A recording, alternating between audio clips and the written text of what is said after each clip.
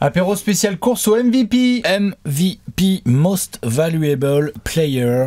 MVP, tout le à fait. trophée le plus convoité d'un point de vue individuel en saison régulière, hein, je pense que c'est clair. Ouais. Bataille de ouf cette année encore. Un niveau de talent hors norme, une bataille de fou furieux comme le dit Alex. On s'installe tranquillou en espérant que vous allez bien. Léonce, Alex et Bibi, nous vous souhaitons une belle semaine avant les fêtes. Vous le savez, c'est un petit rendez-vous annuel. On a fait le point sur les différents trophées. À un tiers de la saison jouée, Alex, on a fait les rookies, les progressions, les sixième hommes, les défenseurs et les coachs. Mhm. On doit forcément finir avec le crème de la crème. Voilà, c'est ça, exactement. L'élite, parmi l'élite. Ben oui, le trophée le plus prestigieux, tout simplement. Quel est le top 3 en cours de saison? Quel est le top 3 actuellement de la course au MVP? Dans quel ordre? Quels sont les joueurs qui vont être laissés sur le côté alors qu'ils ont des lignes statistiques de grands fous furieux? Il y en a un paquet. Il y en a quelques-uns, ouais. Et on va devoir vous expliquer tout ça. Comme d'hab, il y aura des histoires de critères. Comme d'hab, il y aura des histoires de batailles, de désaccords. On vous attend, vous, dans les commentaires, parce qu'on sait qu'il y en a qui défendent avec ferveur leur joueur préféré, ou du moins leur candidat favori. Alex, premier rappel très important. Nous sommes à un tiers de la saison. On a connu plein de courses au MVP dans l'histoire, où c'était acté en décembre. Pas sûr, quand même. Hein. Non, là c'est trop serré. Il y a trop de joueurs énormes avec des dossiers de MVP. Déjà, il y en a plus que 3 pour moi. Des vrais joueurs énormes avec des dossiers de MVP complets. Donc, il est bien évident que là, on va poser un top 3 en cours, mais que à tout moment, une blessure. Est-ce qu'un de ces mecs-là peut chauffer encore plus qu'il ne chauffe actuellement? Je sais pas. Par contre, je sais que tu peux avoir des gars où ça se calme, ou collectivement ça se passe moins bien et du coup le dossier est un peu moins bon. Donc ouais, ça peut évoluer, mais waouh, c'est une grosse bataille. Quelle course, il y a des talents dans tous les sens. Souvenez-vous, il y a un an, on a été où? Eh ben, il y a un an, qu'est-ce que vous voulez que je vous dise? Nikola Jokic n'avait toujours pas de titre de MVP des finales et de titre de champion. Et puis on n'avait pas encore vu un duel entre Joel Embiid et Nikola Jokic en saison régulière. Zion Williamson et Devin Booker étaient parmi les favoris, puisque les Pels et les Suns étaient très bien placés. Une saison NBA, c'est trop long, il se passe tellement de rebondissements. Il se passe trop de rebondissements et en plus, là, c'est trop serré. Il y a des dossiers vraiment où tu es là, tu fais bon, ouais, et tout. Ça se joue à pas grand-chose. Ça se joue à pas grand-chose, ça joue à des pourcentages qui oscillent d'une année sur l'autre, ça joue à des bouts de bilan collectif, ça joue à est-ce que tu es vraiment élite des deux côtés du terrain ou pas. Ça joue à est-ce que t'es un génie? T'es pas un génie, hein. Du coup tu vas peut-être te faire prendre ta place par un génie, ce genre de choses. C'est quoi un génie? C'est quoi un MVP? C'est quoi les critères? Peut-être qu'un jour on se posera la grosse question là-dessus. Dans tous les cas, on va parler maintenant des critères, puisque en effet sur le MVP, ou du moins cette saison, avant d'en faire un jour peut-être un gros format, on prend quoi généralement, Alex? On a de la contribution individuelle statistique dominante, impossible d'être dans la course au MVP sans avoir des grosses stats. Hein. Avec de l'efficacité. Faut bien évidemment être le franchise player indiscutable de ton équipe. Ah, si ça se marche sur les pieds avec d'autres. Faut que ton équipe elle soit performante. Ouais. Mais vraiment. Ouais. Genre, vraiment. Ton équipe, elle est pas top 5 de sa conférence. Très compliqué d'être MVP, je pense. Steph ne sera pas dans cette vidéo. Et mais franchement, tu sais quoi? Je comptais pas le mentionner. Ah mais non, mais désolé. Hein. Je voulais juste appuyer ton propos. Non mais je comptais pas le mentionner. Il est même pas dans mes. Non, j'ai pas mal de mecs à mentionner. Il est tout juste en NBA, hein, Stephen Curry. Il est à peine bon. Bien évidemment, c'est le bilan des Warriors qui l'aide pas, parce que l'autre, il a un niveau qui, par contre, individuellement, pour lui permettre. Mais statistique, elle est dans les clous de MVP. Oui. Mais elle est égalée par plein d'autres lignes statistiques dans la ligue actuellement, et donc du coup par des mecs qui sont plus performants collectivement. Donc ça, c'est important. Bien sûr. Qu'est-ce que tu dégages en termes de leadership? Est-ce que de l'enchaînement de performances régulières? Est-ce que c'est plus des gros pics? Quels sont tes gros pics si tu en as? Tout à fait. Est-ce que tu casses la bouche de tes rivaux? Enfin, plein de paramètres qui sont pas hyper bien définis. Donc, c'est l'un des sujets autour de la course au MVP. C'est quel est l'ordre de priorité des critères selon toi, par exemple, Bastien? Toi, tu commences par quoi en fait quand tu prépares ce genre de vidéo? D'abord, je me dis, ok, bon, déjà, il faut avoir un bon classement. Donc moi, quand je prépare ma course au MVP, je me dis, attends, t'es pas top 5, à moins que tu casses toute l'histoire réunie. Non, on va être dans le top 5 de sa conférence et on va dire déjà bravo à ces messieurs qui sont dans des équipes performantes là où ils sont performants. Donc tu commences par regarder le classement collectif et Oui. tu regardes dans les équipes qui sont bien classées, quels sont les leaders et quels sont les mecs qui ensuite ont des dossiers individuels Par qui exemple. te permettent d'être dans le truc. Ok. Tout à fait, moi je commence par ça. Après, je sais pas comment tu fais toi, mais on a des préférences. Par exemple, moi je sais qu'il y a des garçons qui ont été très très clutch, donc décisifs, ça veut dire mettre toute sa franchise sur son dos, et il y en a qui sont des deux côtés du terrain. Qu'est-ce qu'on met comme argument au-dessus de l'autre? Pas facile. Moi, il y a un autre argument que j'aime bien utiliser, c'est est-ce que par exemple quand on prend en stade brut, hein, on prend est-ce qu'il y a des gens qui sont dans le top 5 des scoreurs et des passeurs au hasard? Est-ce qu'il y a des gens qui sont dans le top 5 des scoreurs et des rebondeurs au hasard également? Et ainsi de suite. Ça, pour moi, genre un peu le côté genre dominant dans deux grandes catégories statistiques peut devenir un critère. Ou 3 Ouais. catégories statistiques. Il y en a qui sont bons dans oui, tous les critères. Ce qui est sûr, c'est qu'évidemment, il y a une part évidente de subjectivité dans tout ça. Qu'est-ce qu'on préfère, qu'est-ce qu'on veut voir aussi. Et puis, chaque année, vous le savez aussi, les joueurs aiment bien en parler. Il y a cette narrative que moi je laisse de côté gentiment, mais que les votants prennent en considération. Eh oui, vous pouvez demander notamment aux fans des Sixers ou des Nuggets comment ça s'est passé ces 3 dernières années dans cette bataille phénoménale entre Joel Embiid, tenant du titre, et Nikola Jokic, dont certains aiment s'amuser à dire qu'il a 3 titres de MVP consécutifs, mais non. Joel Embiid est bien le tenant du titre. Comment ça se passe? Comment faire un back-to-back? Est-ce que c'est toujours Joel en 1? Toutes ces questions, on va pouvoir se les poser. Ça va être passionnant. Alex, ça a été compliqué de faire un podium. Hein? Pouah, très compliqué. Déjà, attends, ça a été très compliqué de décider de, ok, parmi mes 5-6 énormes dossiers, quels sont ceux que je vais pas mettre sur le podium? Eh oui. Ensuite, une fois que j'ai plus ou moins déterminé mes 3 gars, dans quel ordre je les mets? Ben oui. Parce que ça, C'est c'est vraiment chaud. hardcore, tout à fait, je suis d'accord. Et enfin, dernier rappel pour les copains et copines qui regardent cette vidéo un peu plus tard, la NBA va très vite. La NBA va très vite. Trop. Donc ça veut dire que ce qui a été dit là maintenant, eh ben t'as 3 matchs de suite où un mec pète un plomb et du coup l'écart qui était tout petit, eh ben ça bascule. J'en profite pour évidemment envoyer un gros shout-out à monsieur Nicolas Méchiel que vous pouvez retrouver tous les 15 jours sur le site de Trash Talk et sur les réseaux sociaux de Trash Talk pour le bilan de la course au MVP. Vous pouvez retrouver ça évidemment sur le site de Trash Talk. Il Avec se une prend la méthode tête. de calcul objective et sans discussion possible. Extraordinaire, tout à fait. Un mercredi sur 2, Nicolas me contacte à 8h du matin mercredi. Il me dit bon mec, est-ce que t'as 1h30? Ouais. Faut qu'on fasse un top 10. Parce que le top 3, bon. Mais alors le top 10, c'est une horreur absolue.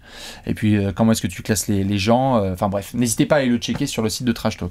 Avant de rentrer dans le vif du sujet, puisque vous le savez, on va faire les mentions honorables avant de faire un petit podium 3-2-1. Point promo. Let's go. Ils sont là. Nous sommes avec les amis de NBA 2K24, l'équipe de 2K qui est venue sponsoriser cette petite vidéo de MVP. La raison est simple, vous êtes autour des dates de Noël, vous savez pas quel cadeau faire, vous êtes un gros geek et vous aimez justement changer la réalité avec les manettes en main, eh bien n'hésitez pas à faire en sorte que, j'en sais rien, moi, Trae Young soit MVP de la saison régulière.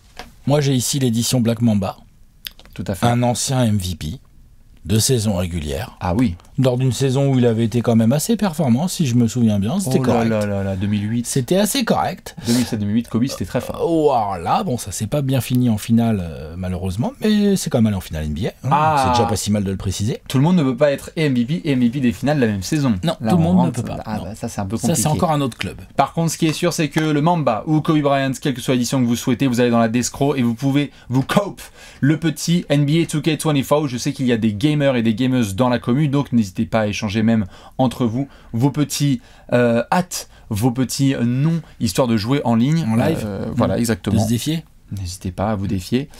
Et nous, on n'hésitera pas à se le Faudrait que conseiller j'essaye un jour. gentiment. Oui, Et ouais, d'aller t'inquiète. casser des bouches un peu en live sur Touquet, là. Ah ouais, je sais. Avec le burner account de Alex. Ah, les Suns auraient dû gagner en 2013. En 93. ouais. Suns should have won Les en Suns 93. champions 93. Exactement. Si vous tombez sur ce pseudo, méfiez-vous. Avec un point d'exclamation. à la Méfiez-vous, ça va jouer vite et ça va pleuvoir des trois. fin. Exactement. Avec des grands chais Ouais. à la fin. Maintenant qu'on est bon, qu'on a fait le point sponsor, on va pouvoir démarrer gentiment. Alex, comme d'hab, hein, on fait des petites mentions honorables. Des joueurs qui n'ont pas fini sur ton podium, à qui tu souhaitais, Ismar, Moi, j'ai des dossiers de fous furieux Mais que j'ai pas pareil. mis sur mon podium. Hein. à qui tu souhaitais quand même rendre hommage. Alex, de qui tu veux parler en premier? Yannis Antetokounmpo. Pas sur mon podium. Sur le tien? Non. Ok, on verra. Bah, il est pas sur mon podium. Et pourtant... Donc, est-ce que c'est le joueur le plus pris pour acquis dans la ligue? En tout cas, il est dans la discussion. Ouais, ça va. les Bucks sont deuxième de l'Est. Giannis tourne en 31, 11, rebond, 5 passes, et puis 1,5 interception, et puis un contre-ennemi, ou un truc dans ce genre-là. Un pourcentage au tir honnête, 62%, c'est propre. Son meilleur en carrière. Voilà, c'est son meilleur en carrière, je sais. Par contre, je le mets pas parce que c'est un peu poussif côté Bucks, et puis là où Giannis est d'habitude un immense monstre des deux côtés du terrain, je dis pas qu'il défend plus Giannis, je dis juste que c'est un peu plus, voilà, c'est pris un peu différemment. Le changement de coach et le fait d'enlever Giroux ont modifié comment ils abordent la défense, les Bucks, et au milieu de ça, on sent que tout Giannis qu'il est, il a du mal, il peut pas boucher tous les trous, Moi, je dis pas que c'est de la faute de Giannis, la mauvaise défense des Bucks, mais ça me travaille un peu. Et puis, je pense qu'en fait, Giannis, aujourd'hui, il est pas sur mon podium. Il sera peut-être sur le podium à la fin, voire il sera MVP, en fait, tu vois, genre, on sait pas. Il en a le dossier, mais en fait, j'ai trouvé 3 meilleurs dossiers. Ah, mais j'entends complètement. Giannis, énormissime. Le 23% à 3 points, le 66% lancé. En fait, les défauts déjà connus de Giannis deviennent des défauts dans le dossier où tu dis, bon, bah ouais, ça me le met peut-être un peu derrière, machin et machin. Après, j'entends. Après, est-ce que... J'entends aussi des gens qui vont me dire le débat est réel pour se dire est-ce que Giannis est le meilleur basketteur ou en tout cas le plus dominant de la planète. Le plus dominant, le meilleur, je sais pas. Le meilleur, je sais pas, mais le plus dominant, c'est très violent. Il y a un autre gars dominant, il y en a un autre là. 2-3 dans la discussion qui sont forts. Mais Giannis, c'est énormissime. Et vous le voyez bien, Alex l'a dit. À la fois, t'as démarré en disant on le prend pour un qui, et puis après, t'as fait 31, 11, 5. Il est quand même à 31 points, 11 rebonds et 5 passes, un compte et une interception de moyenne. Giannis c'est complètement dingo, et donc il y en a qui ont pris cher, 64 il en a mis là. Ouais. Bon, c'est les Pacers, il y a bien des gens qui vont en mettre 50 sur leur tête. C'est un spot. C'est un excellent pour les joueurs spot de TTF. Ouais, clairement. Oui, les Pacers, grand fournisseur, mais c'est vrai que Giannis, bon allez, je spoil, il est pas sur le podium. Non, mais je te comprends. Mais c'est compliqué. Mais j'entends que des gens vont me dire attends, excuse-moi, on est deuxième de l'Est, il est en 31-11-5, c'est quoi votre problème? C'est pourquoi? Comment tu ne le mets pas? Bah voilà, je vais avoir des petites explications plus tard. Je suis très très content puisque on en a parlé dans la vidéo du défenseur de l'année, mais bienvenue de retour à monsieur Kawhi Leonard, qui est un des meilleurs joueurs de la planète des deux côtés du terrain quand il n'y a pas de blessure. Ça fait très plaisir de retrouver Kawhi Leonard qui est sur en ce moment un stretch où s'il ne tire pas à 70% de réussite, il y a un problème. Kawhi Leonard, les statistiques, elles sont surtout très, très simples. les adversaires directs, ils peuvent pas jouer quoi. Bien sûr. Ils peuvent pas jouer. Alors Kawhi Leonard, 24 points, 6 rebonds, 4 passes, oui, mais une ça c'est en global depuis le début de saison. Tout à fait. 52% au tir, 44% à 3 points, ça, 87% au lancer. Et il a fait un mauvais début de saison. Il a fait un début de saison très timide, très compliqué. Ceci étant dit, première chose, ça fait des années qu'on souhaite que Kawhi Leonard refasse, vous savez, les années Spurs, des saisons régulières complètes. Eh bien, au moment où on parle, il n'y a pas eu trop d'absence de la part de Kawhi Leonard, même pas du tout. Et donc, on est content de voir ça. Des Clippers poussifs. Alors là, ça va très très bien en ce moment, mais les Clippers ont démarré très timidement. Oui, du coup, le bilan collectif n'est pas là. Du coup, compliqué. Moins là, quoi. Moi, il est pas sur le podium, il est pas sur le tien? Non. Eh bien, j'étais quand même obligé de faire une mention à Kawhi Leonard parce que en ce moment, là, sur le mois de décembre 2023, si vous me dites que Kawhi Leonard est le mec le plus impressionnant que vous regardez, tout joueur confondu sur le terrain de basket, j'ai du mal à vous contredire parce que il y a l'attaque, il y a la défense, les choix sont exceptionnels, il est top là. On touche, j'ai rarement autant touché du bois pour qu'il ne se blesse pas, et j'ai très peur de cette séquence parce que je sens qu'il va se blesser. Voilà. Quelqu'un d'autre Ah ouais. Je t'en prie. Là, il y a des dossiers de fou, faut qu'on en parle. Moi, j'ai pas mis d'Aaron Fox. Oh, il a un dossier de MVP. D'Aaron Fox est très très sale. Il a un dossier de MVP. Genre le mec, on parle jamais de lui. Non. Il a un dossier de MVP. Si ça veut rigoler un peu pour les Kings et qu'ils commencent à revenir comme l'année dernière dans le top 3 de l'Ouest, il va falloir à un moment donné lui filer des votes. Bien sûr. 30 points, 4-5 rebonds, 6-7 passes, des bons pourcentages, bon intercepteur, leader d'une des meilleures attaques de la Ligue pour la 2e saison d'affilée, leader d'une des meilleures équipes de l'Ouest. À un moment donné, il a un dossier de MVP. Là, ce qu'il joue contre lui, il a raté des matchs. Là, on en est là aussi. On en est à... Bien sûr. Attends, combien de matchs il a joué? Il en a joué 4 de moins, là. Allez, ça dégage du podium. Ça dégage du podium. C'est trop serré. Non, mais c'est trop chaud. Donc, ouais, non, obligé de le mentionner. Franchement, je pensais pas, tu vois, d'Aaron Fox a progressé par rapport à l'année dernière. L'année dernière où il était All-Star indiscutable, Superstar et tout, là, il a un dossier de MVP. Surtout que les Kings confirment en plus. Il y a eu des grosses perfs. Tout à fait. Quand il est pas là. Non, quand il est pas là, on l'a vu en début de saison. Il y a eu 2-3 matchs où il était pas là. Il y a Keegan Murray qui a bien chauffé récemment. Les Kings ont retrouvé leur base là parce qu'au début de saison, on avait un petit peu peur, notamment de par l'absence de D-Fox. Il y a un garçon comme lui avec qui il a joué, la Tyrese Haliburton, dont le bilan est nettement moins bon, mais en termes de perf individuelle, pourrait aller discuter avec ces grands garçons. Il est lui aussi assez extraordinaire. Mais De'Aaron Fox, on n'en parle pas assez. C'est vraiment fort. C'est très très fort. Il a un dossier de MVP. Ouais. Il sera pas sur mon top 3 là, mais il a le dossier. Est-ce que tu ça se complique là. Non, j'en ai encore un. J'ai bon espoir là. Vas-y. Est-ce que tu as mis Jason Tatum sur ton podium? Non.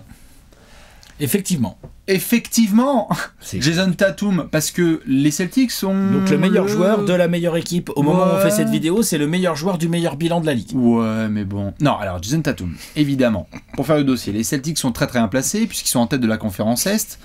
Pour autant, si l'effectif est impressionnant, Tatum ne l'est pas autant que le sont les Celtics, et que surtout le sont d'autres joueurs de cette course au MVP.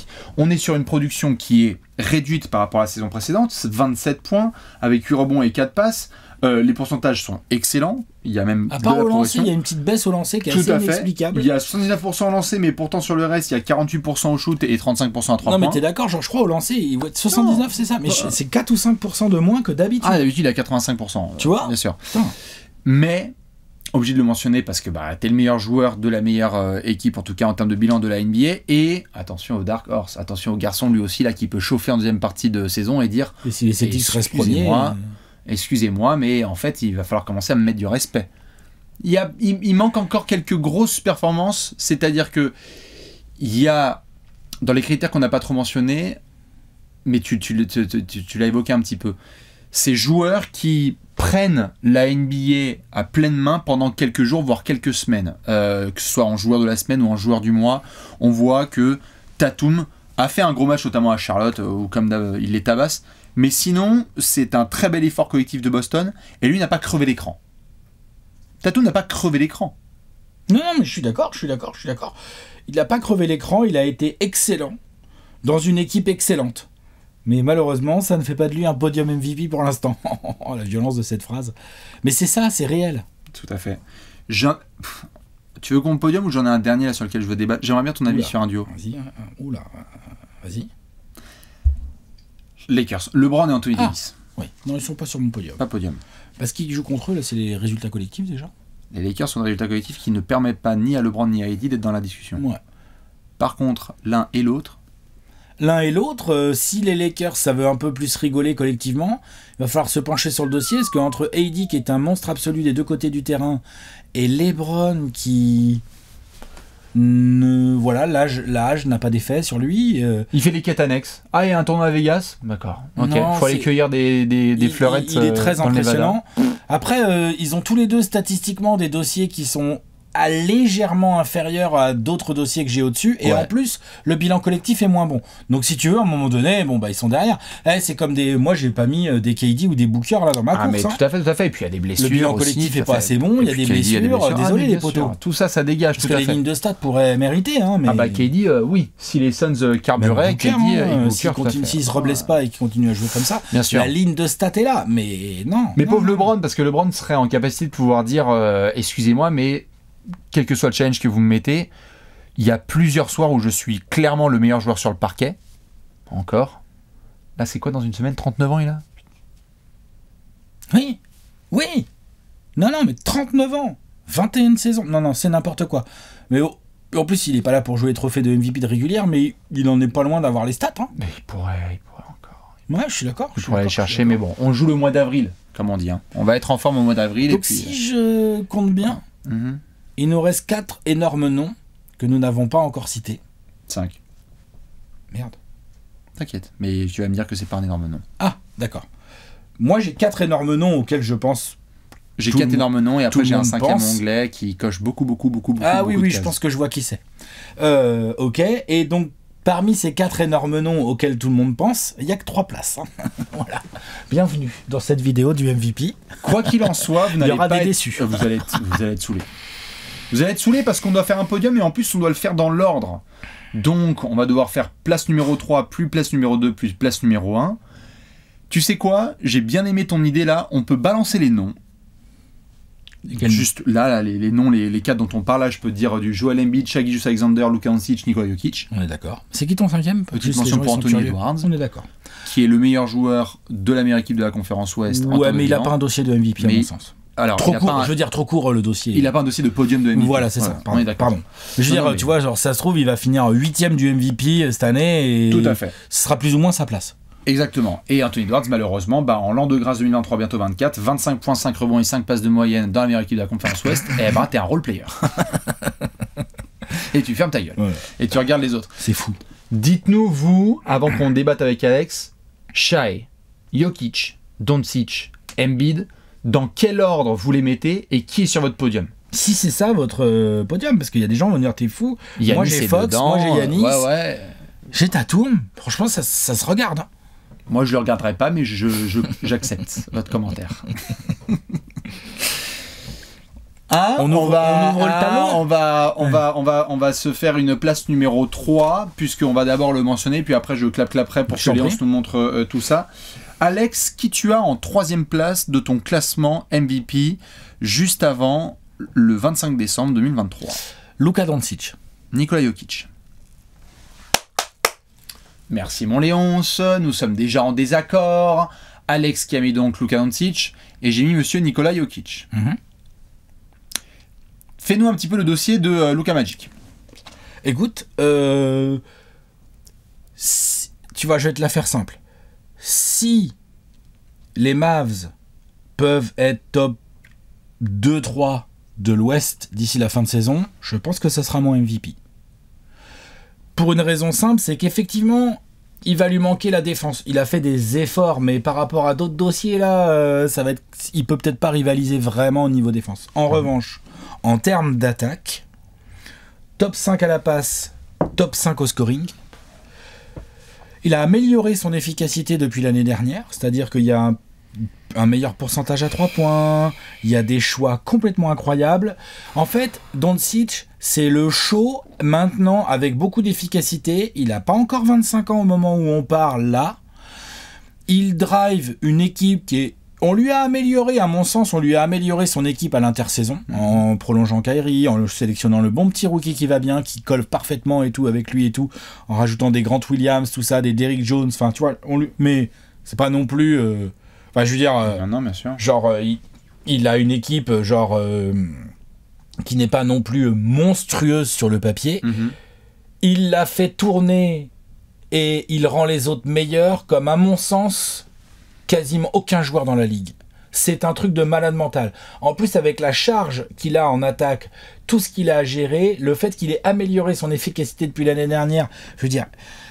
Doncic score 33 points par match, à 49% au tir, 38% de loin. C'est souvent des step back, défendus, conteste, l'autre il en a rien à faire.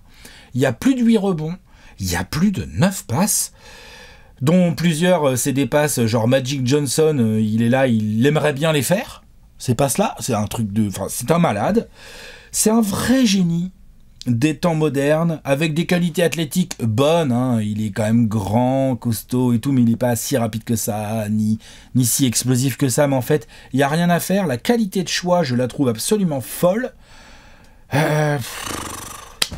Genre, ouais, je répète, si les Mavs peuvent améliorer petit à petit le bilan collectif au fur et à mesure de la régulière, je vais avoir du mal à pas le filer à Doncic, moi. Je trouve... je veux dire... ça me ferait chier que ce mec-là n'ait pas de trophée de MVP dans sa carrière. Toi, ce serait pas normal, sous prétexte qu'effectivement, il y a des bilans un peu compliqués parfois en régulière. Bien sûr, j'entends. Incroyable génie. Luka, on en reparlera peut-être. Peut-être qu'il est dans le podium, peut-être pas. Donc t'as mis le Joker. J'ai mis Nikola Jokic en 3, qui, comme d'habitude, connaît bien les saisons, puisqu'il a été 2 fois MVP, et donc pourrait nous faire une remontada. Les deux là...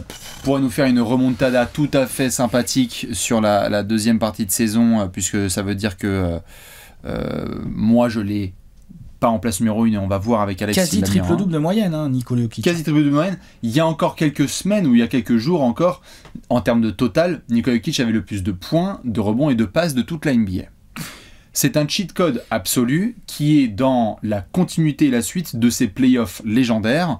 Il a récupéré sa bague, il a bien fait trop au galop avec ses copains, et il a repris tambour battant. Ouais, en forme. Hein. Là-dessus, je l'ai trouvé énorme, et dans bien des situations, dans des match-ups dans lesquels notamment Denver pouvait pas compter, par exemple sur du Jamal Murray, il a mis la franchise sur ses épaules et il a fait le travail. Je suis d'accord. Si je le mets, Nikola Jokic, derrière des autres garçons, explique. Premièrement, c'est pas les pourcentages habituels de Nikola Jokic. Aux 3 points surtout. Et même au global. Hein. Oh, ça va. Au global, il est combien? Il est à moins 50%, non? Plus que 50%. Au global, il est passé de 63 à 53% au tir. Bouh Non, mais il est à 54% au tir, quoi. C'est monstrueux. Ah bah, t'as tout le monde a pointé du doigt le fait qu'il a chuté au lancer. C'est surtout à 3 points. À 3 points, tu l'as sous les yeux? À 3 points, t'es passé de 38 à 30% à 3 points. Voilà. Non, mais ça, donc, c'est fort. Je veux dire, tu baisses de 10 points de pourcentage de réussite au tir global. Tu baisses de 8 points de pourcentage au tir à 3 points. Et tu baisses même au lancer. T'es passé de 82 à 79%. Du coup, en fait, au global, évidemment, je veux dire, on peut même dire qu'il y a des avantages dans le sens où il y a moins de balles perdues en moyenne que ce qu'il a pu avoir dans ses meilleures années. Mais je trouve que premièrement, il y a ces chutes-là individuelles, que deuxièmement, il y a eu des matchs où j'avoue que même là récemment, sur un affrontement par exemple entre Nikola Jokic et Luka Doncic, l'entourage a été pas mal capable aussi d'aider Nico à remporter ses matchs. Donc Denver est très bien placé, ils sont top 4. Ils sont 4e, 3e. Tout à fait, et donc on a des matchs où vraiment on était très content côté Denver d'avoir et Jamal Murray qui fait une super saison quand il est sur le parquet, et d'autres garçons aussi qui ont contribué, donc Michael Porter Jr. quand il a fallu avoir des gros coups de chaud, ou les Aaron Gordon aussi quand il a fallu faire le travail autour. Et donc je trouve qu'en termes de resplendissance, en termes de domination, Jokic est un peu moins outrageux que l'année dernière et que les années précédentes. Maintenant, c'est une saison qui est longue, on va voir jusqu'où il peut aller, mais Denver était d'ailleurs numéro 1 de sa conférence, ils ne le sont pas à l'heure actuelle. Donc je veux dire, tu vois, il y a du chemin. Il y a du chemin. Denver aurait un meilleur bilan, je me dirais, ok, laissons la place au Joker, il est en train de remettre tout le monde d'accord. Mais Jokic est un peu moins efficace et Denver est un peu moins dominant. Je suis obligé de le faire chuter dans la course. Je comprends. Je vais pas pouvoir commenter tout de suite. Mais je comprends, j'entends. Ce classement. Tu vas commenter dans 20 minutes, c'est ça? Voilà, c'est ça. Je vais attendre avant de commenter. Donc, sur la place numéro 3, Alex a donc mis Luka Doncic et j'ai mis Monsieur Nikola Jokic. On va passer en place numéro 2. Ça marche. Je vérifie. Ah, c'est bon. J'ai mis Luka Doncic en numéro 2. J'ai mis Shai Gilgeous-Alexander.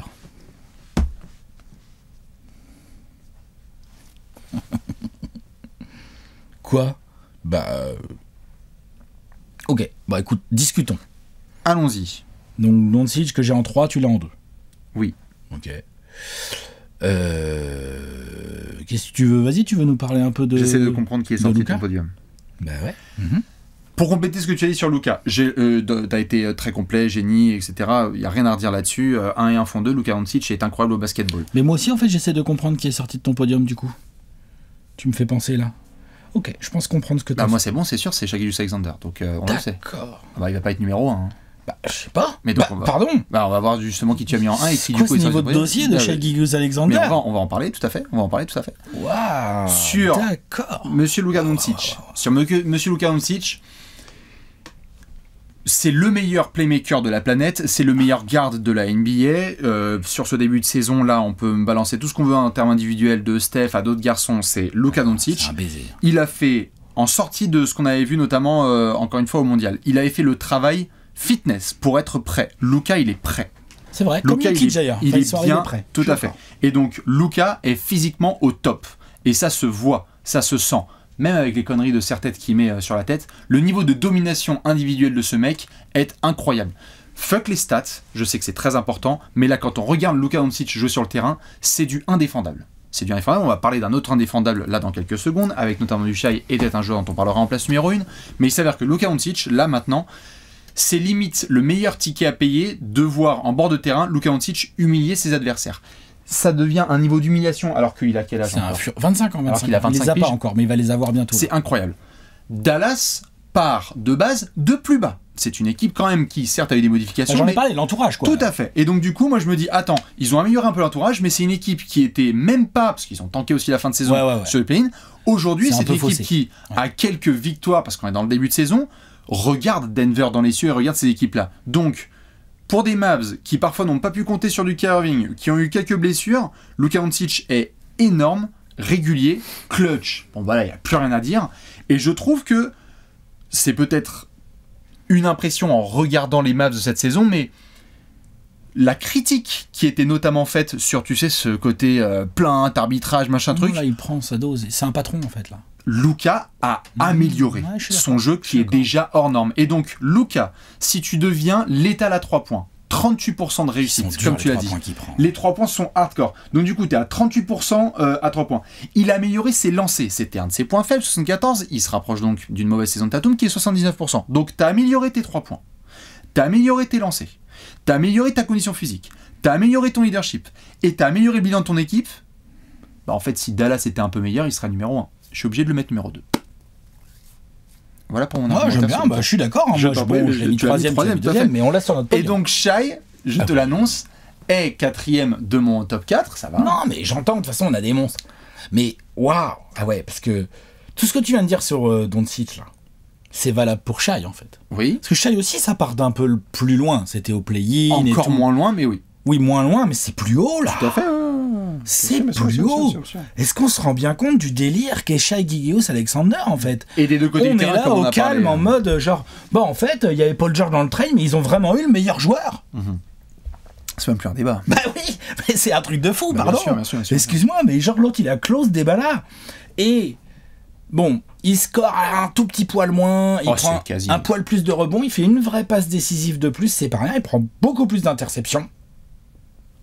Pourcentage au tir global, légèrement meilleur, un poil moins bon à 3 points, mais un poil meilleur mais on parle d'un mec, un guard, qui a 54% au tir. Il a une ligne de stats d'un grand Michael Jordan, en gros, quoi. Ce qu'il faisait derrière, avec 3 interceptions. Non, mais tu te rends compte de ce que je viens de dire? Énorme, il a la ligne de stats des bonnes années de Michael Jordan. Jordan 88, c'est ça. Voilà. Pardon? Ah ouais, moi, il est sur mon podium MVP. Et alors, attention, hein, parce que si... Là, évidemment, bon, je pense qu'on a le même numéro 1. Enfin, je pense. Ce qui voudrait dire que moi, j'aurais laissé Jokic de côté sur ce podium. Bon, voilà, je sais que les fans de Denver vont pas être contents avec ça, mais honnêtement, je pouvais pas enlever Shai Gilgeous-Alexander. Moi, c'était pas possible, en fait. Okay. Il est beaucoup trop fort. Et en plus, honnêtement... On a fait il y a pas longtemps la course aux défenseurs de l'année. On était tous les deux en train de se dire sur le podium. Ah oui, non, mais Shai, attends, c'est un des meilleurs attaquants de la ligue et un des meilleurs défenseurs de la ligue. Pour une équipe dont le bilan est énorme. Le bilan, ils sont deuxième de l'Ouest. Alors oui, l'ajout de Chet Holmgren et tout, mais le patron, le boss, celui qui rend cette équipe meilleure, qui la tire vers le haut, qui gère tous les money time comme un daron. C'est Shai Gilgeous-Alexander, la ligne de stade, 31 points, 6 passes, 6 rebonds, en gros, 54% au tir, presque 3 interceptions par match. Si tu fais faute sur lui, il met 9 lancés sur 10. Le bilan est là, il y a les deux côtés, enfin non. Moi, il a un dossier il a un grand dossier de MVP, un grand dossier de MVP. Et il va falloir qu'il confirme en effet, parce que tu sens qu'en fait, ce sont... Non mais tu vois, ce qui est intéressant, c'est que on a dit en entame que c'était donc c'était ces 4 noms le top 4, donc il y a une sorte de proximité entre ces 4 garçons là. Oui, bien sûr. Des gens qui vont nous mettre par exemple du Shai en 1. Moi ça me choque même pas parce qu'en fait en termes de dossier pur, mais si là ça me choque un peu là. Je pense là tout de suite ça me choquerait. Après faut voir le reste de la saison. Moi je dirais OK, bon il y a de la fanitude dans ce sens, mais ce serait pas un scandale puisque lorsqu'on reprend les arguments qu'on a dit en tout début de vidéo, tu peux. Moi ce qui m'interroge concernant Shai Gilgeous-Alexander, et ça vaut pour moi comme pour beaucoup de gens, c'est est-ce que le Thunder au global est apprécié en tant que collectif montant avec le travail dont on a parlé de Marc Daigneault et l'arrivée de Chet Holmgren? Du coup, ça, c'est pas que ça retire un peu moins de lumière sur Shai Gilgeous-Alexander, mais qu'est-ce qui explique qu'il soit pas forcément, tu vois, pour d'autres, forcément numéro 2, numéro 3 ou numéro 1 du classement? Je sais pas. Soit il ne regarde pas assez jouer, soit il ne regarde pas les bonnes stats. Certainement. Mais l'équipe du Thunder, l'effectif que c'est, qu'il soit deuxième au classement de l'Ouest au moment où on fait cette vidéo, ok Chet Holmgren, ok Marc Daigneault, le grand artisan de ça, c'est Shai Gilgeous-Alexander.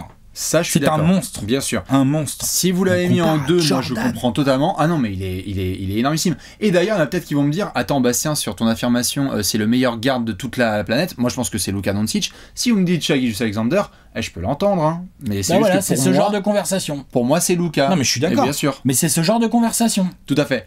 Du coup, j'ai une question, juste pour comprendre, parce que c'est pour ça que je me posais la question. Qu'est-ce qui fait du coup que Nico est derrière Luka Doncic dans ton classement? Ouais. Moins gros scoreur, moins efficace, derrière au classement et moins bon des deux côtés du terrain. Denver est devant Dallas. Ah pardon, je crois que tu me parlais par rapport à Shai. Ah non, pardon, non, je disais... Excuse-moi, j'ai mal compris la question. Je la refais. Pourquoi est-ce que, du coup, pour que je comprenne, Jokic est derrière Luka? Puisque là, Jokic est en 4 et Luka est en 3. Luka tellement moins bien entouré, mine de rien. Oui, voilà. Et en plus, en termes de ligne de stats, oui, il y a plus de rebonds chez Jokic, mais il y a beaucoup plus de scoring chez Doncic, efficacité supérieure chez Doncic également. Et pour moi, par rapport à Shai, il n'y a pas photo. Mais là, vraiment, aujourd'hui, je mets Shai devant. Ah ouais. Dites-nous justement qui vous avez mis. Ça veut dire qu'on va probablement avoir un 1 similaire. Ah bah là, c'est sûr. Très content d'avoir sinon, on va y avoir un cahier qui va voler.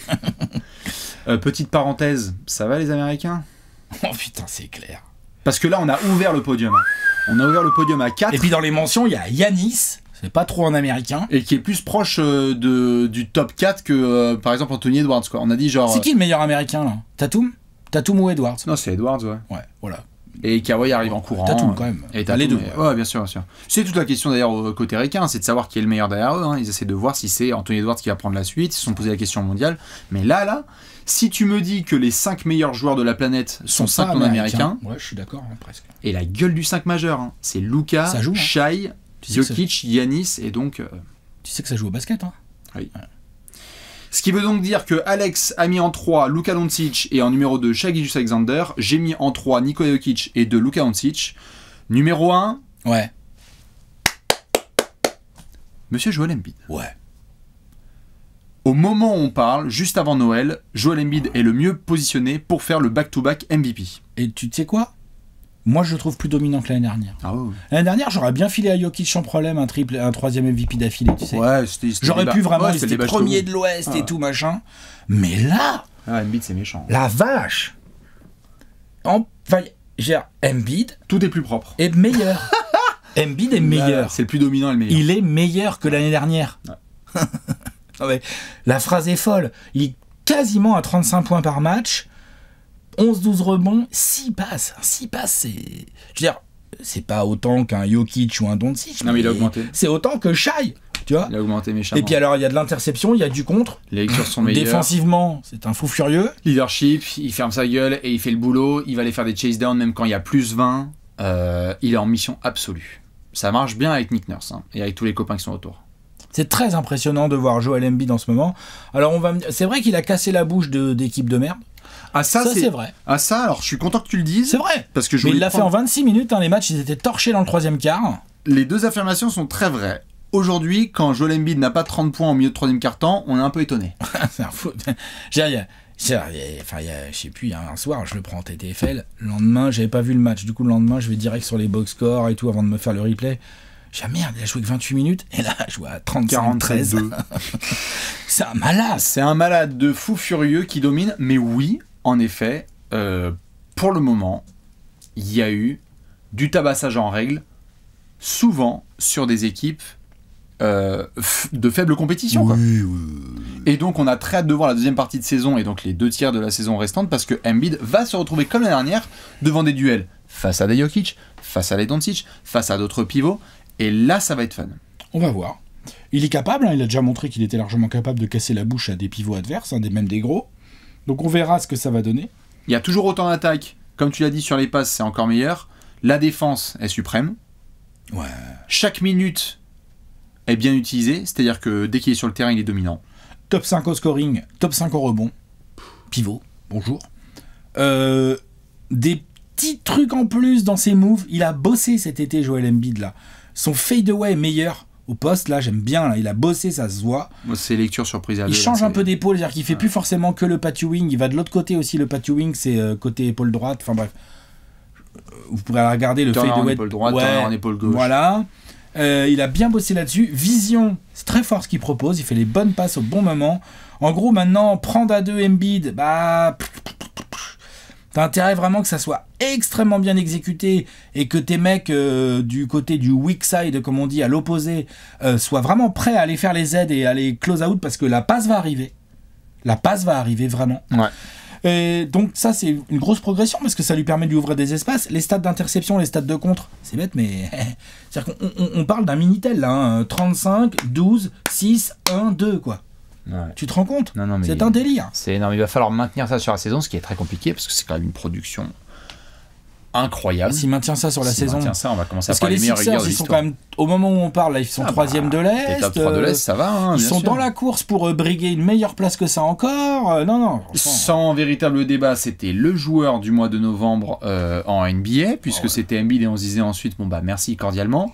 On attend les grosses match-up face à des poids lourds sur lesquels il va faire des grosses performances. C'est ce qui s'est passé l'année dernière. On n'attend pas de blessure aussi. Tout à fait. On attend de la régularité dans, tu vois, bien sûr. Là, quoi. Mais il a l'air très très bien. C'est vrai que l'année dernière, on se souvient de cette bascule, notamment lorsqu'il y a eu le match entre Philly et Denver. C'est un match qui avait marqué beaucoup de gens parce que c'était un duel entre Jokic et Embiid sur lequel Embiid avait été énorme. Ensuite, il s'était pas ramené à Denver parce qu'il avait créé pas mal de controverses.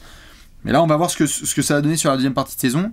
Il est dans son prime absolu, 29 piges, et on n'a plus du tout les blabla à la con. Même sa célébration là où la NBA lui a foutu des amendes, t'as pas de Beverley et compagnie et les vétérans qui lui disent reste concentré, continue à casser des bouches et les darons, ça se passe très bien quoi. Ouais, c'est ça. Hein. Il n'y a pas eu beaucoup de débats pour le 1. Non, il est devant. Embiid pour l'instant, à mon sens. Tiens aussi de ce que je vois. Oui. Il est devant. Est-ce qu'il va être capable d'y rester? Ça, c'est pas sûr. Hein, parce que vraiment, ça pousse fort derrière. Hein. Attention. Et puis Embiid a quand même sujet à des blessures et tout. Là, tu sais, la blessure qui lui fait rater 10-12 matchs, ça lui coûte le MVP cette année. Hein. Ça, c'est sûr et certain. Hein.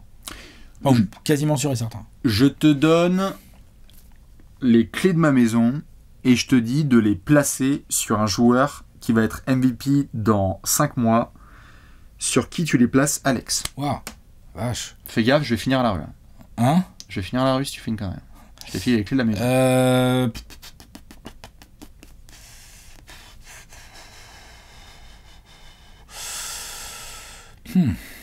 Ah bah c'est pour ça que je te pose la question. Ah dis donc, c'est chaud. Là, aujourd'hui, Joël. C'est pour ça aussi que je le mets en 1. Il a l'air serein. Il a l'air bien là dans son corps. Puis il joue pas trop de minutes comme les mecs déboîtent. Ce qui est bien aussi, parce qu'on dit ouais, il déboîte des équipes faibles, mais c'est aussi ça une régulière. C'est que les matchs, faut les enchaîner. Et les victoires aussi. Et les équipes faibles, faut les déboîter en 26, 27, 28 minutes. Comme ça, tu te reposes. Tu forces pas trop. Tu vois, tu fais le taf quoi en gros. Ça s'appelle faire le travail. Et c'est bien. Là où Luka et Shai ont des temps de jeu un peu supérieurs parce que leurs équipes ont besoin beaucoup plus d'eux dans le clutch. Je crois que ça va être pour Luka. Je comprends. J'ai l'impression que s'il y a une grosse fin de régulière à faire où il est bien entouré par tous les garçons et lui sent qu'il peut aller chercher quelque chose d'historique, il ira. Je comprends. Et à peu de choses près, les votants vont se dire bon bah c'est bon, on a fini avec les deux géants et puis le Canadien est trop jeune. Et puis après on va voir les grosses perfs et tout. Là on a vu Yanis en foot 64. On sait très bien, possiblement, à un moment de la saison, Luka va mettre un 52-15-12, là, ou je sais pas quoi, enfin, tu vois. L'année dernière, c'est fin décembre que face aux Knicks, il a fait un 70. La semaine du Nouvel An, Luka, l'autre, il a pas mangé d'huître. Hein. Il était au basket. Il a mangé les Knicks, tout à fait, 70. Dites-nous, vous, premièrement, qui est sur votre podium, est-ce que vous avez mon ordre ou celui d'Alex? Est-ce que vous avez un ordre totalement différent? Est-ce qu'il y a quelqu'un qu'on n'a pas du tout mentionné? Quand même pas, là. Je crois qu'on a été bon. Non, j'espère qu'on n'a pas oublié de dossier. C'est qui ton sleeper? On fait toujours ça, c'est bien. Ton gars là qui est pas dans tes 3-4 aujourd'hui, mais attention. Moi c'est Kawhi. Tatum. Ok, Tatum. Moi c'est Kawhi. Ok. Tatum, s'il chauffe un peu, on va faire bon. Bah, surtout que les Celtics, voilà. Exactement. Ils ont fait une saison à 63 victoires et il est plus à 27 mais à 32 points de moyenne. Et si les Clippers avec ce Kawhi là, ils remontent la remontée, elle est... Ouais, il va falloir carburer, mais... Moi, j'adore son dossier. Il est très très bien. J'ai peur que ça se marche un peu sur les pieds avec ce que fait Harden certains soirs et ce que fait Paul George aussi. Il est très fort des deux côtés du terrain. Je sais pas s'il crève l'écran. Il est à 25 points de moyenne. J'ai du mal à voir Kawhi être tout simplement à 30-32 points de moyenne. Et c'est ça les dossiers qui sont tout en haut. C'est vrai, non, statistiquement, on verra. Genre, en fait, il faudrait que Kawhi soit quoi, à 28 points, si rebond s'y passe, qu'il loupe aucun match de la saison et que les Clippers soient top 3. Avec les pourcentages qu'il a et la défense, il est candidat MVP. Ouais, fait ça. En tout cas, on lui souhaite. Ouais. Dites-nous dans tous les cas dans les commentaires ce que vous en pensez de cette course au MVP. Évidemment, on reviendra dessus au fur et à mesure que la saison continuera. Tous les 15 jours, petit point avec monsieur Nicolas Michel sur le site de Trash Talk et sur tous les réseaux sociaux.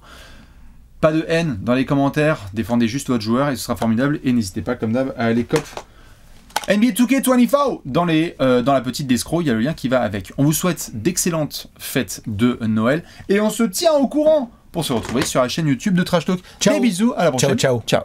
Ciao.